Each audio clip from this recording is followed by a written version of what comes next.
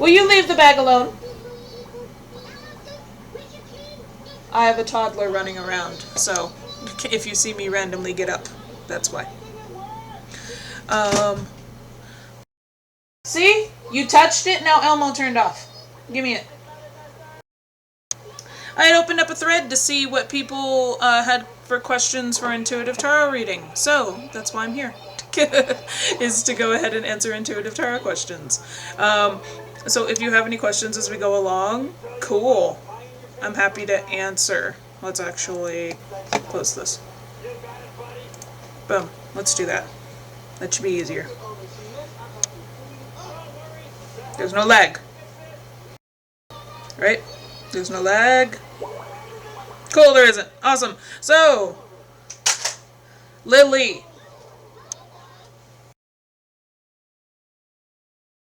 Keep your hands to yourself. Watch Elmo. Okay. So, like I was going to say, hello. Alright, so, what I mean when I say reading tarot intuitively, it's just, this is going from not memorizing keywords. You can definitely have a basis for understanding keywords off of, you know, the traditional systems like Thoth, Marcel, and Rider-Waite-Smith, and all, like, the other 12 that there are. Yes. Hello. Yeah, I'm live. What's up? Oh, I'm sorry. Yeah, it's fine. What's up? I'm just putting this stuff on. Yeah, I figured. Okay, I'll be out in a minute. No, you're good.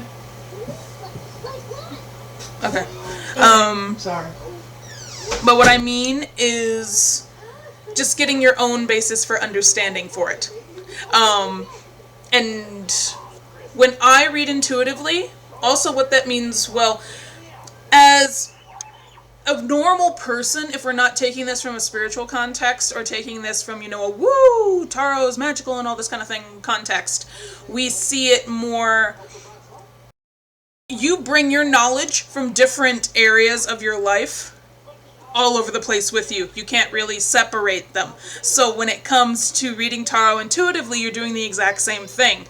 I am I have a degree in theater, I'm a director, I'm an actress, so I pull a lot of my inspiration and understanding of the cards from theater, and understanding of staging, costuming, everything like that.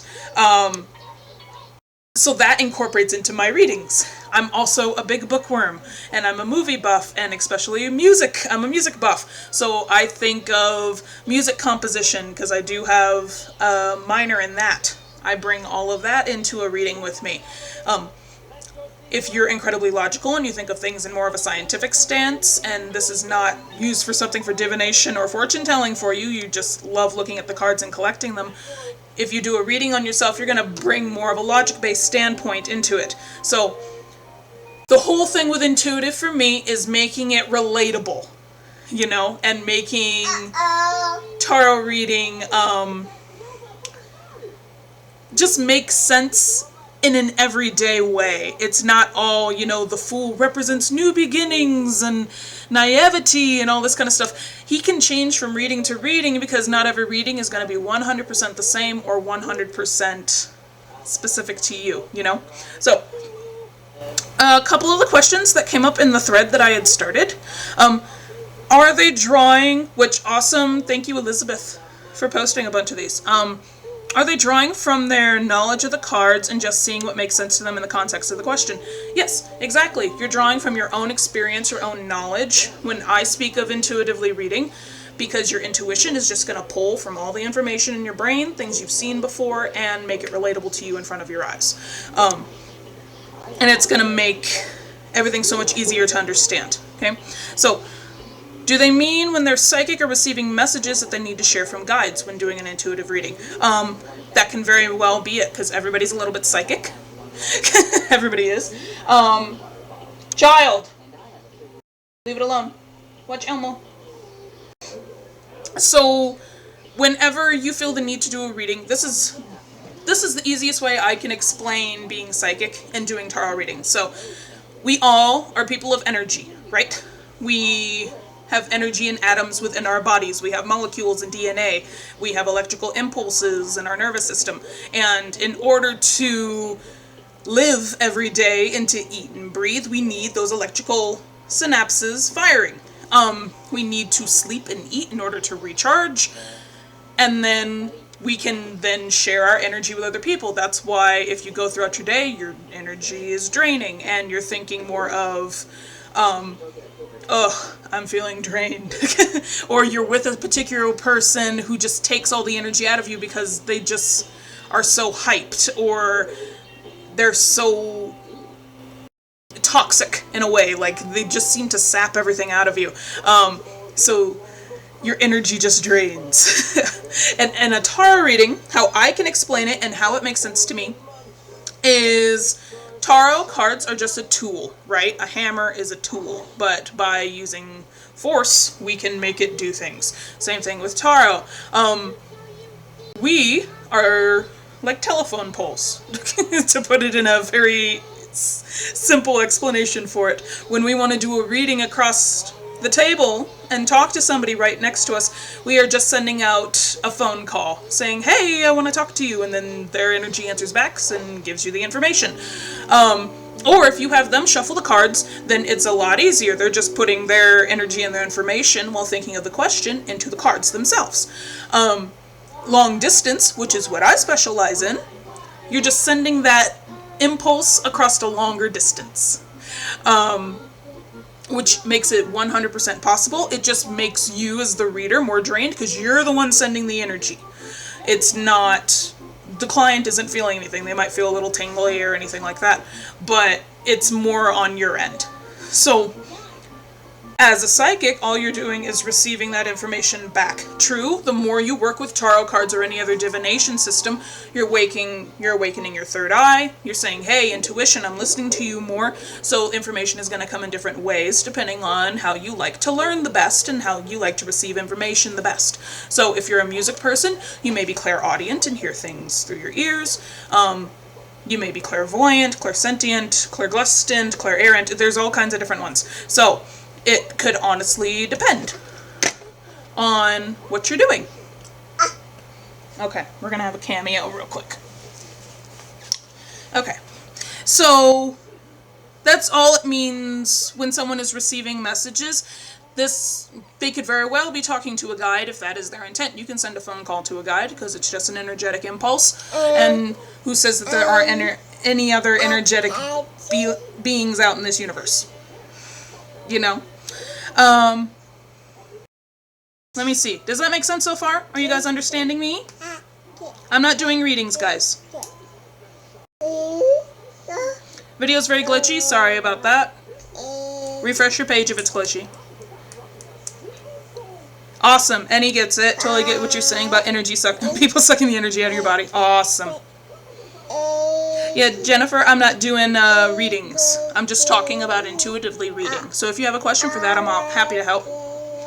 Yeah, she's doing Itsy Bitsy Spider now, so. Carly says, when I used to read tarot long distance, I used to fall asleep mid-reading. I can't get past it and couldn't work out what caused it. It's because you're using so much energy. And I found this happened a lot for me when I was doing free readings. There's nothing wrong with doing free readings. If you want to do that, cool. That's up to you. But because there was no energy exchange, a lot of the times, okay, when I first started, I started on Tumblr and I did everything anonymous. So you didn't have to tell me your name. You didn't have to tell me your birthday. None of that. All you had to tell me was what you wanted to know about. And I'm still that way. You don't have to tell me anything. Just tell me the situation.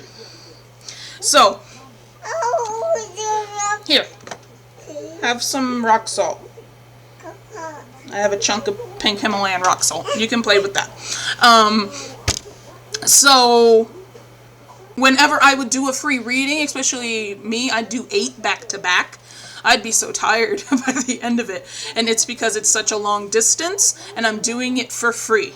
I'm not getting anything back. When I get paid for a reading and I get paid my worth, I get an energy exchange back. Or if I'm on the phone with somebody and they're talking to me about their life and about what's going on in the situation, how they feel, they're giving back to me. So I'm like, I'm getting that energy back. I can then give the energy forward and we can have a really good conversation. So that could very well be what's going on for you, Carly. Awesome. Linda, I'm not doing free readings, but awesome. Thank you so much for that. Okay, so next one. The process of pulling cards without a spread or designation in mind is also interesting. How do you decide to pull a certain number of cards and then figuring out the messages? Do you just read them like a story? That's exactly what I do. Get the rock salt out of your mouth. That's exactly what I do because I'm theatrical and I'm all over the place. So what I specifically do, I do both intuitively figuring out the question and intuitively creating the spread. So, thank you. You don't eat the Himalayan rock salt, okay? It tastes funky. It's rock.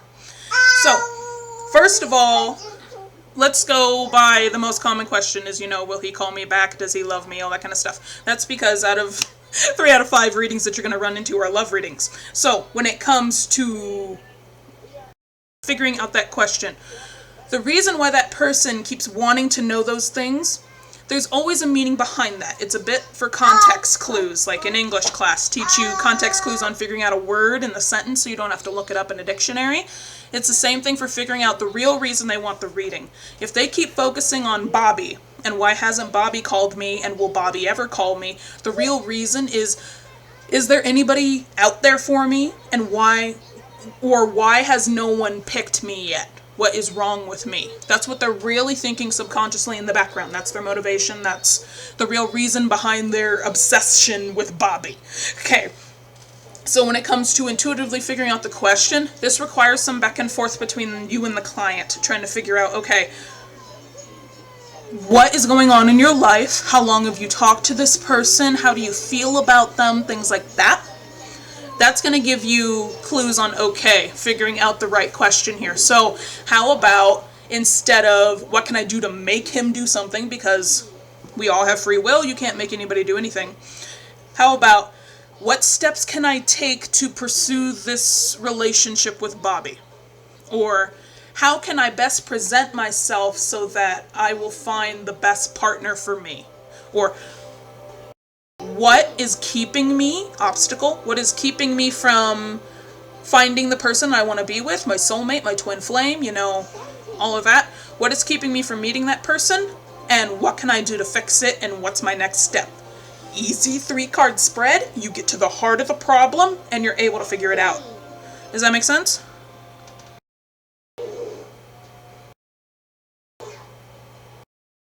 Yep, exchange of energy. Awesome.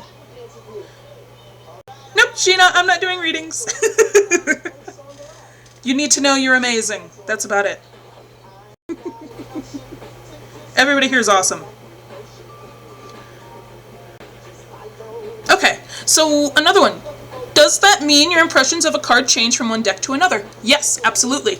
And this is why I really encourage, with all of my intuitive reading students, finding, exploring different decks and comparing their deck with other people's and getting more opinions. Because the more information you know, the more your personal opinion's going to grow, and the more your brain's going to grow, and the more your intuition's going to grow. So, for example, a lot of people for Rider-Waite-Smith, for example, really hate the Seven of Swords because it's usually seen as deceit and cheating and a person that's lying and all that kind of stuff. But from the Witch's Tarot, my first bought deck, I absolutely adore that deck. It takes it more as this person is thinking outside the box. He's leaving swords behind him in a breadcrumb trail. And this is really a great card for people in small businesses because it just means that you need to explore more. That's really awesome. I really love decks like the Dreams of Gaia. I actually have it sitting right here. That is very intuitive and forces you to think more in phrases and about different situations, not just by the book. I really encourage, and a good way that I started doing this was to make a tarot journal, keep all my stuff in one spot, pull my daily draw, figure out, first of all, what impressions am I getting from this? Why do I think the King of Swords is a dick? Not the King of Swords, even though he is one. King of Wands. I can't stand him. Why do I keep thinking that? Why don't I like him? I don't like that smile that he has on his face. It looks like a creeper smile to me. I feel like, he's going to attack me at any moment. Or he makes me think of that asshole boss from Office Space. That's why I don't like him. So, and that's just, hang on.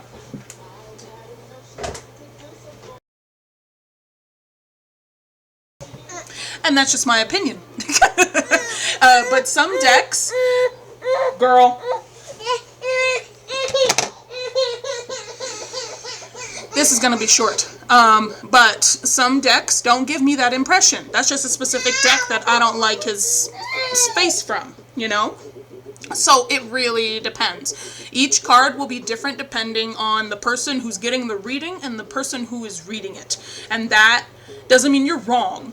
Like, with your intuition, that doesn't mean you're wrong at all. It's just your impression of the cards, and that's why you sit down and you're like, why do I think the moon is not as scary as everybody else says it is? What does this remind me of? What memories can I trigger where I love the moon? Or I love the scene happening in the cards right now, and these characters and how they're interacting. And how does that translate into tarot for me? Another good thing that I like to do, because your intuition does pull from social media and stuff, is to go ahead and compare it to a movie.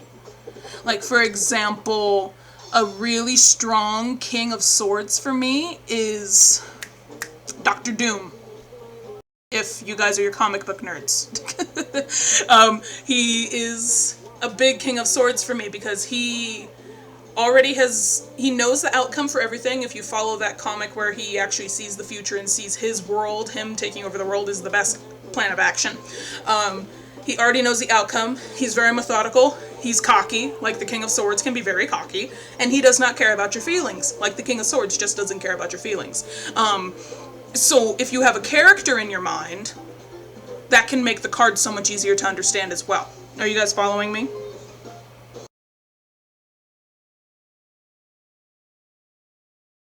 Awesome, good tips. Yay.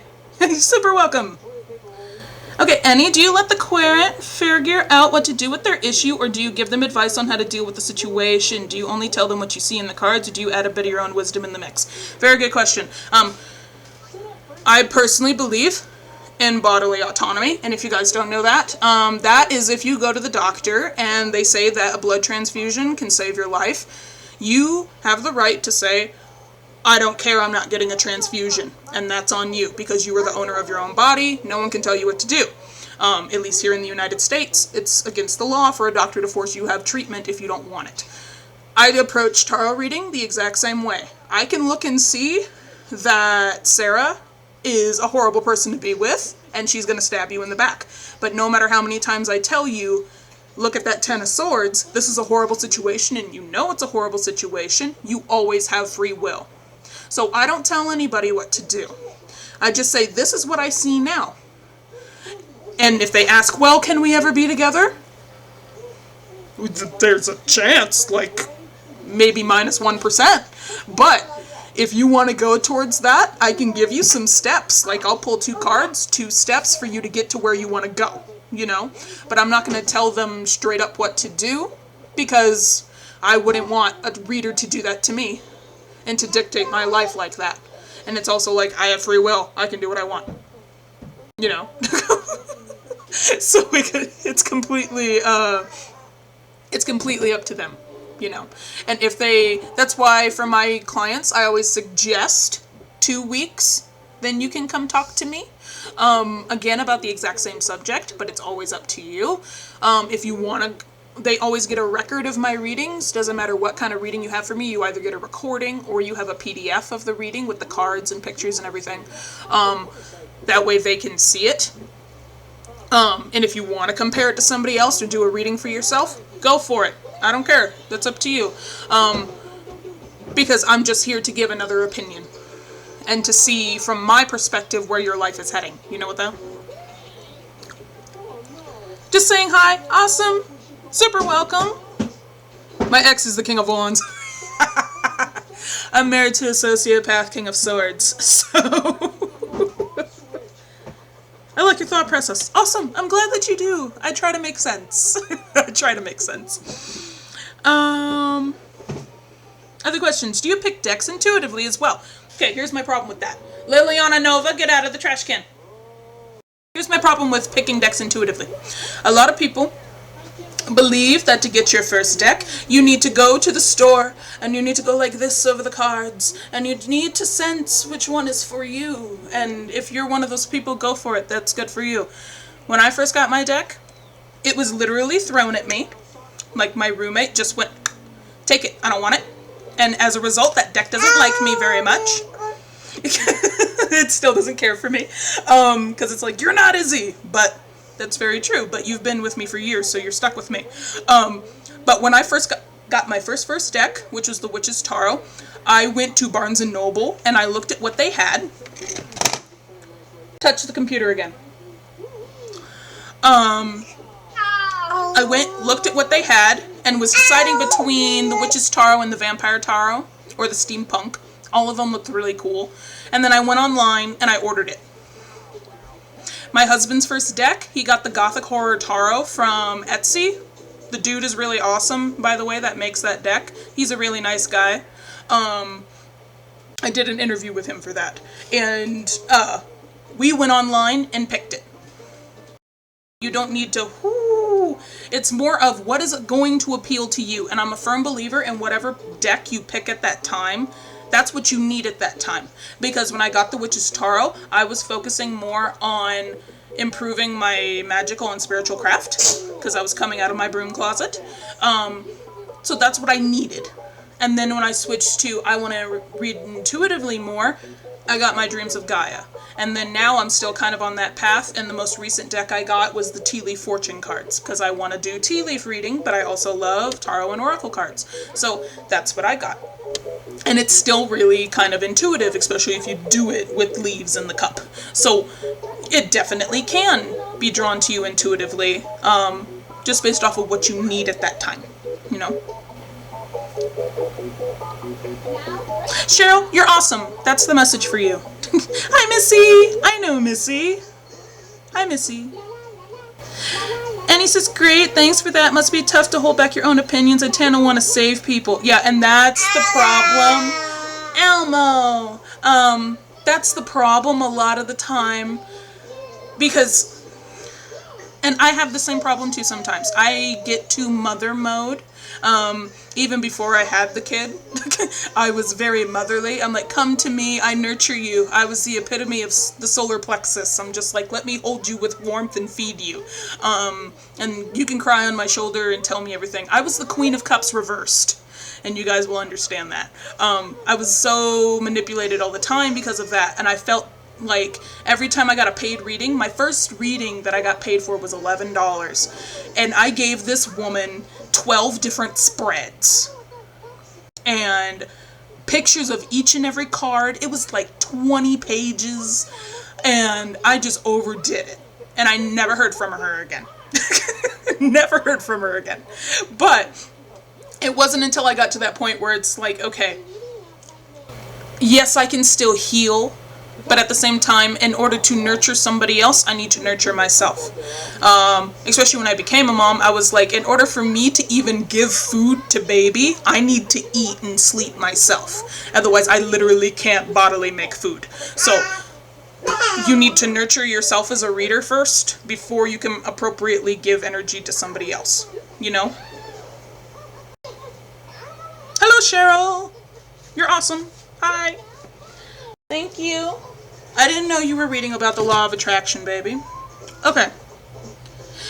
Has your intuition ever led you to make an unusual observation about a card? Yep, King of Wands. I hate the King of Wands. Another thing that really changed for me was the Five of Pentacles. Just because a lot of people think dark, dreary, the world is ending, I hate myself, and depression, you know, he's got a broken leg and he's going in the snow. But if you think about snow, it's never winter for long. And a lot of the times, one of the most beautiful sights to me is to go outside in the winter and see clean snow. And no one stepped in it.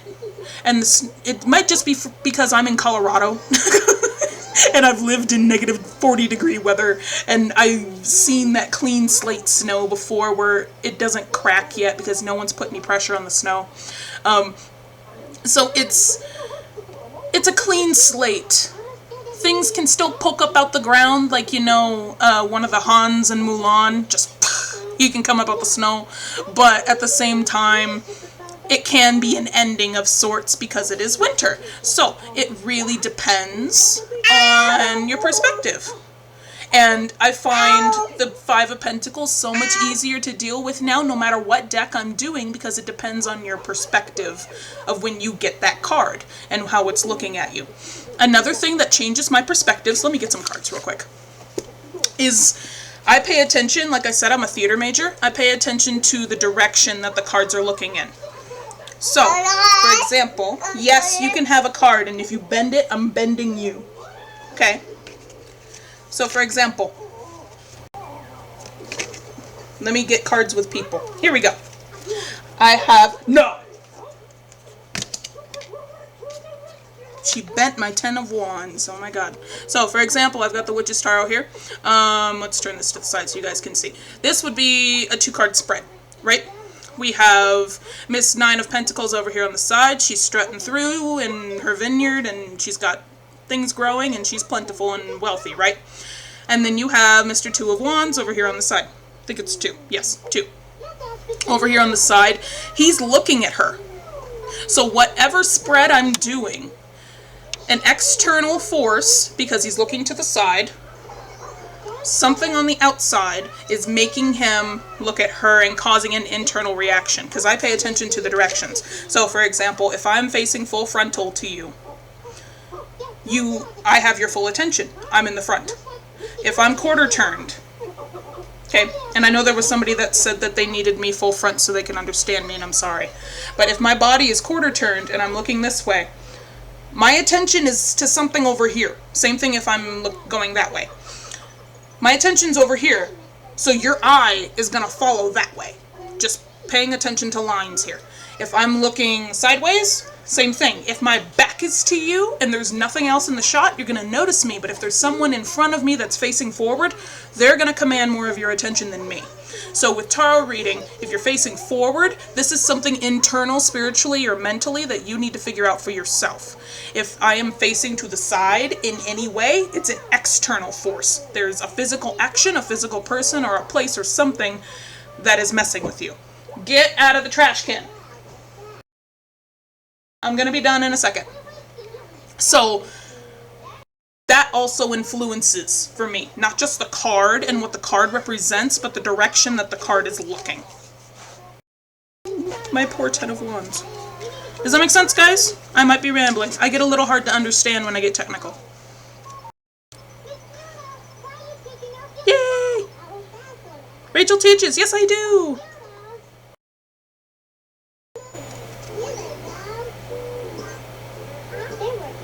Cheryl says, my mother loved reading the tea leaves, but I'm still learning tarot. That's okay. I'm actually learning a bunch of things at the same time. I'm learning I Ching, I'm learning runes, and I'm learning tea leaves at the same time. But that's because I'm all over the place. And I will say this, when you learn one modality, you can combine it with others. I can't tell you how many love readings I've done, especially over the hotlines, where I have been answering a question and then someone asks, is he my soulmate? And I say, what do you have this mark under your finger? Because I do palm readings. So I'm like, do you have this? Do you have that? Or send me a picture of your hand and I'll straight up tell you. Because some questions are so much easier for me to do with your palms than it is for me to do with cards. You know? You should put all this in a book. I actually have. I actually have a book on Amazon store and I have a course. So yeah. And actually, Missy, you get that book in the last module of the course. How does this work with pip decks? I'm assuming you're talking about Lenormand? Or Lenormand, I'm sorry, wrong pronunciation. Yeah, I haven't read Lenormand. That is something that I need to tackle, actually.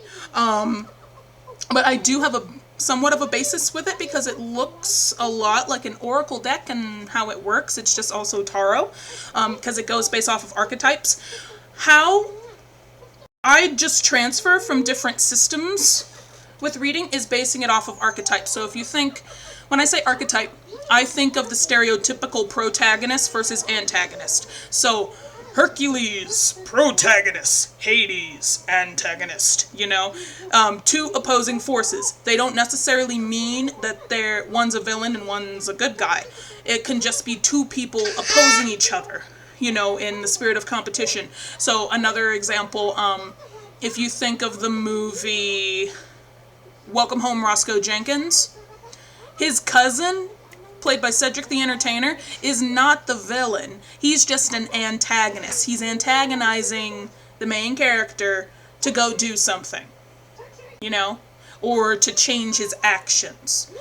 Any person that has an opposing objective to you in a book, in a movie, in a play, anything, is an antagonist to you. There are major ones and minor ones.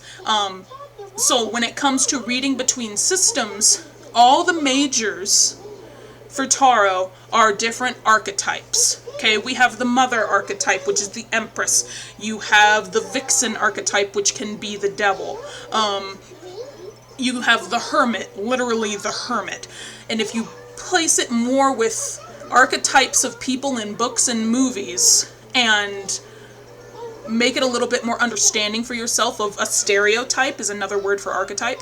If you get that stereotypical image in your mind, then you can read it across any system. Because all you have to do is look for the archetype. Or look for the stereotype, you know? Yes, I do! I have 6 books. I have plays and I have, yeah, I have some plays out and then I have a tarot book and I have a magic book. Lenormand, you have to read at least 2 cards together. 2 cards make a single phrase or thought. Okay, so then you would do that pairing that I talked about with the characters a lot. That's very interesting. Thank you, Missy. I'm going to have to take a look at. Sim, in some decks, people on a card look face left, and in another deck, they look face right. Do you think for that same question, these 2 decks would still bring up the same card? Yes. The thing to notice there would be, first of all, where is it from? Where is the publisher based, or where is the writer or the artist based? Because if you think about it, if it's My Wisdom of the Golden Path Oracle, which is Chinese and Japanese themed, has a lot of people moving from right to left, which here in the United States looks like they're moving against the flow because we read from left to right. But over in the East, some languages read from right to left. So depending on where the publisher is, they may have changed the direction of that character to make them flow in the right direction, or if they feel they're moving against the grain and they're having a difficult journey, they'll put them the opposite direction. You know what I mean? So for example, we think back to 5 of Pentacles again. You have 2 people in the snow outside of a church moving left to right. Okay? They're moving with the grain. But they have snow coming at them right to left. So they have an opposing force that's making their smooth journey difficult. Okay, so they're having issues crossing the screen. Does that make any sense, Sim? I haven't taken a look. Yeah, there are some cards that, though, they will flip. It just really depends on the writer or the author and how they copied it. I do recommend looking at The Secrets of the Waite-Smith Tarot, because it gives some backstory into why Pamela Coleman Smith drew some things the way she did, and if it was inspired by Waite or not. Annie, does your book come in PDF form or paperback? I don't have an e-reader. Yes, it does. On my Etsy shop, it does. It's a PDF. It's still in the Kindle form. It's still sized to be on Kindle, though. Awesome. I'm glad it does. Yeah, so take a look at little things like that. That's why also, if you have issues with a book or a deck that's hard to understand, take a look at the author's notes. I don't usually encourage reading from a book, especially if you want to do it intuitively, but at least look at the author's notes and research the deck, because then some decks that seem like, what the hell is going on here, can be so much easier to understand if you read how the author intended it, you know? So for example, Dreams of Gaia specifically says use your intuition. Do not read using just the keywords and stuff here. I want you to use your brain. Whereas some decks are like, no, we want you to memorize all these keywords, and we want it to be easy for you. Leave the drawer alone. So it really does depend. Make sure to look for those tiny things. And if there's no book that comes with it, do some research. Read some mythology. If you have a book based on Egyptian mythology, read up on some stories for Egyptian lore. That's going to really give you a hint into how the characters acted. Close the drawer. Okay. It's dinner time. I'm going to let this little girl eat. But if you guys have more questions, I did put up another thread. I can go ahead and answer more. Sean says, why does this apply to the Fool? Rider White is looking northwest. He's looking... You guys, he's looking this way. Well, if you think about it, the Fool is probably looking down the cliff at the easy road. He's not paying attention to where he's going, and he's not realizing he's making life difficult for himself from looking from going right to left. You think about it? Okay. If you think about it, directions that way. So he's not paying attention. He's like, ah. He's not realizing, because he's so naive and he's the Fool, that he's making things harder on himself. It's not until he goes through the complete Fool's journey, because there is a story to tell there. It's not until he goes through the complete journey and gets to the world that he realizes the direction, because if you pay attention to the world, she's facing the opposite direction. She's going with the flow. You know? Yeah. But reverses still happen. Yes. And when it comes to reverses, if those do happen, that's when you think to yourself, okay, why do I hate the direction that this is going in? Why don't I like the direction of this card? What to me does that say? Because if you get a negative reaction from a card, that's something, not just with the art, that's an issue for you, not because it's the same like the others. Leave it alone. That's saying something about you. Like, okay, why don't I like that it's going in a certain direction? Yes, it breaks the status quo, but what else is upsetting me about this? And that's when I encourage you to sit down and meditate with that specific card. Picture yourself as that character. Why am I facing this direction? That's when decks, like the After Tarot, really come in handy, because then you get the after image. And come up with your own reason for it. Why intuitively would I be uncomfortable with this different direction? And that really can go a long way as well. Yeah, I'm happy. I'm happy to help, guys. Could it be he's looking at what he's ready to leave behind? That as well. Have fun with this. Tarot is so incredibly fun, and reading intuitively doesn't have to be a hell of a lot of work. I have fun with this every day. And I have fun teaching this every day. That's why I was like, let's go into Tarot Nerds and let's do a quick live stream to go ahead and do this. So, have fun with this, and tag me if you have questions. Like I said, I have that other thread going somewhere. Go ahead and ask me. I'm here. I love questions. I'm a question junkie. So, I'm happy to help you out. I'm also, not the messages, but I am recording me explaining this, so if you guys lose it, I'll pop it up on my channel later. But I hope you guys have an awesome rest of your night. I have chicken wings waiting, and a little girl that's opening and closing drawers over there. So I hope everybody has an awesome rest of their evening, and an awesome rest of your weekend. I'll see you guys later.